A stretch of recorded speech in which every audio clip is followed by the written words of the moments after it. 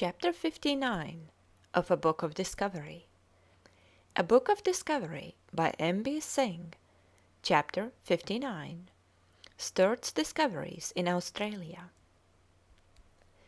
Since the days of Flinders, much discovery had been done in the great new island, continent of Australia. The Blue Mountains had been crossed, and the river Macquarie discovered and named after the governor of that name.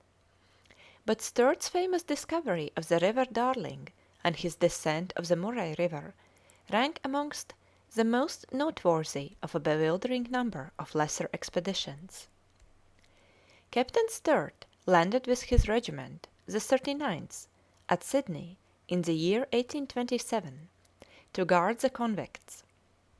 His first impressions of Sydney are interesting. Cornfield and orchard, he says, have supplanted wild grass and brush. On the ruins of the forest stands a flourishing town, and the stillness of that once desert shore is now broken by the bustle and by the busy hum of commerce. It is not unusual to see from 30 to 40 vessels from every quarter of the globe riding at anchor at one time. Sir Ralph Darling, governor of New South Wales, soon formed a high opinion of Stuart's ability, and when an expedition was proposed into the interior for further exploration, he appointed him leader. There was a universal opinion in the colony that in the middle of the unknown continent lay a large inland sea. Oxley had made his way to a shallow ocean of reeds where the river Macquarie disappeared. Natives spoke of large waters containing great fish. To open up the country and to ascertain the truth of these rumours were the objects of this new expedition which left Sydney in November 1828. It consisted of Hamilton Hume, the first Australian-born explorer, 2 soldiers, 8 convicts, 15 horses, 10 bullocks, and a small boat on a wheeled carriage. Across the roadless Blue Mountains they started, followed the traces of Oxley, who had died just a week before they started, and about Christmas time they passed his last camp and began to break new ground. Through thickets of reeds and marshy swamps they pushed on. The river Macquarie had entirely disappeared, but on 2nd February they suddenly found a large river, some 80 yards broad, enclosing an unbroken sheet of deep water. Our surprise and delight, says Stuart, are better imagined than described. Our difficulties seemed at an end. The banks were too steep to allow of watering the cattle, but the men eagerly descended to quench a thirst increased by the powerful sun. Never shall I forget their cry of amazement, nor the terror and disappointment with which they called out that the water was too salt to drink. Leaving his party, Stuart pushed on, but no fresh water was to be found, so he named the river the Darling, after the governor, and returned, but not till he had discovered brine springs in the bed of the river, which accounted for its saltness. Stuart had found no inland sea, but in the Darling he had discovered a main channel of the western watershed. He now proposed to follow the line of the Murrumbidgee, a river of considerable size and impetuous current, and to trace it, if possible, into the interior. Several of his old party again joined him, and once more he rode out of Sydney on this new quest. The journey to the banks of the Murrumbidgee lay through wild and romantic country, but as they journeyed farther, broad reed belts appeared by the river, which was soon lost in a vast expanse of reeds. For a moment or two Stuart was as one stunned. He could neither sleep nor rest till he had regained the river again.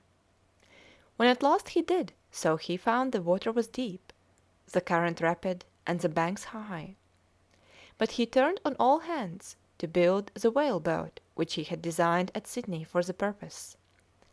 Early in January he writes home: I was checked in my advance by high reeds spreading as far as the eye can reach. The Murrumbidgee is a magnificent stream. I do not yet know its fate, but I have taken to the boats. Where I shall wander to, God only knows. I have little doubt, however, that I shall ultimately make the coast. By 6th of January the boat was ready, and Stuart started on his memorable voyage. After passing the junction of the Lachlan, the channel gradually narrowed. Great trees had been swept down by the floods, and navigation rendered very dangerous. Still narrower grew the stream, stronger the current. On a sudden, the river took a general southern direction. We were carried at a fearful rate down its gloomy banks, and at such a moment of excitement had little time to pay attention to the country through which we were passing. At last we found we were approaching a junction, and within less than a minute we were hurried into a broad and noble river. It is impossible to describe the effect upon us of so instantaneous a change. We gazed in silent wonder on the large channel we had entered. The Murrumbidgee had joined the great Murray River, as Stuart now called it, after Sir George Murray of the Colonial Department. To add to the unknown dangers of the way, numbers of natives now appeared in force on the banks of the river, threatening the white men with dreadful yells and with the beating of spears and shields. Firearms alone saved the little crew, and the rage of the natives was turned to admiration as they watched the white men paddling on their great river, while some 70 black men swam off to the boat like a parcel of seals. The explorers now found a new and beautiful stream flowing into the Murray from the north, on which the boat was now turned, natives anxiously following along the grassy banks, till suddenly a net stretched across the stream checked their course. Stuart instinctively felt he was on the River Darling again. I directed that the Union Jack should be hoisted, and we all stood up in the boat and gave 3 distinct cheers. The eye of every native was fixed upon that beautiful flag as it waved over us in the heart of a desert. While they were still watching, Stuart turned the head of the boat and pursued his way down the great Murray River. Stormy weather at the end of January set in. Though they were yet 115 miles from the coast, the river increased in breadth, cliffs towered above them, and the water dashed like sea waves at their base. On the 5th of February they were cheered by the appearance of sea gulls and a heavy swell up the river, which they knew must be nearing the sea. On the 23rd day of their voyage they entered a great lake. Crossing to the southern shore, they found to their bitter grief that shoals and sandbanks made it impossible for them to reach the sea. They found that the Murray flowed into Encounter Bay, but thither they could not pass. The thunder of the surf upon the shore brought no hope to the tired explorers. They had no alternative but to turn back and retrace their way. Terrible was the task that lay before them. On half rations, and with hostile natives to encounter, they must fight their way against wind and stream. And they did it. They reached the camp on the Murrumbidgee just 77 days after leaving it, but to their dismay it was deserted. The river too had risen in flood and poured its turbid waters with great violence. For 17 days, says Stuart, we pulled against stream with determined perseverance, but in our short daily journeys we made but trifling way against it. The effects of severe toil were painfully evident. The men lost the muscular jerk with the oars. Their arms were nerveless, their faces haggard, their persons emaciated, their spirits wholly spent. From sheer weariness they fell asleep at the oar. No murmur, however, escaped them. "I must tell the captain tomorrow," said one, thinking that Stuart was asleep, "that I can pull no more." But when the morrow came he said no word, but pulled on with his remaining strength. One man went mad.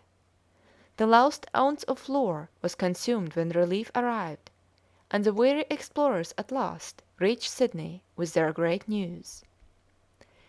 The result of this discovery was soon seen.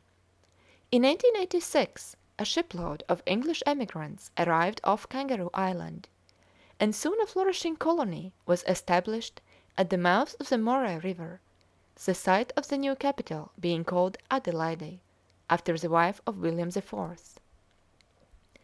After this Stuart tried to cross Australia from south to north, but though he opened up a good deal of new country, he failed to reach the coast.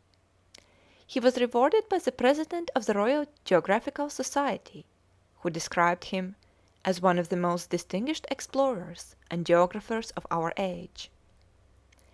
The feat of crossing Australia from south to north, from shore to shore, was reserved for an Irishman called Burke in the year 1861. The story of his expedition, though it was successful, is one of the saddest in the history of discovery. The party left Melbourne in the highest spirits. No expense had been spared to give them a good outfit. Camels had been imported from India, with native drivers, and food was provided for a year. The men of Melbourne turned out in their hundreds to see the start of Burke with his 4 companions, his camels, and his horses. Starting in August 1860, the expedition arrived at Cooper's Creek in November, with half their journey done. But it was not till December that the party divided, and Burke with his companions, Wills, King, and Gray, 6 camels and 2 horses, with food for 3 months, started off for the coast, leaving the rest at Cooper's Creek to await their return in about 3 months. After hard going, they reached a channel with tidal waters flowing into the Gulf of Carpentaria on 28th March. But they could not get a view of the open ocean because of boggy ground. They accomplished their task, but the return journey was disastrous. Short rations soon began to tell, for they had taken longer than they had calculated, and no food was to be found by the way. Gray was the first to fail and to die. Heavy rains made the ground impossibly heavy, and the camels sank to the ground exhausted. Finally they had to be killed and eaten. Then the horses went. At long last the 3 weary men and 2 utterly worn-out camels dragged themselves to Cooper's Creek, hoping to find their companions and the food they had left there 4 months ago. It was 21st of April. Not a soul was to be seen. "King," cried Wills, in utter despair, "they are gone!" As the awful truth flashed on them, Burke, their leader, threw himself on to the ground, realizing their terrible situation. They looked round. On a tree they saw the word "dig." In a bottle they found a letter. "We leave the camp today, 21st of April, 1861. We have left you some food. We take camels and horses." Only a few hours ago the party had left Cooper's Creek, and the explorers were too weak and tired to follow. They ate a welcome supper of oatmeal porridge, and then, after resting a couple of days, they struggled on their way, 3 exhausted men and 2 tired camels. Their food was soon finished, and they had to subsist on a black seed, like the natives, called nardu. But they grew weaker and weaker, and the way was long. The camels died first. Then Wills grew too ill to walk, and there was nothing for it but to leave him and push on for help. The natives were kind to him, but he was too far gone, and he died before help could arrive. Burke and King sadly pushed on without him, but a few days later Burke died, and in the heart of Australia the one white man, King, was left alone.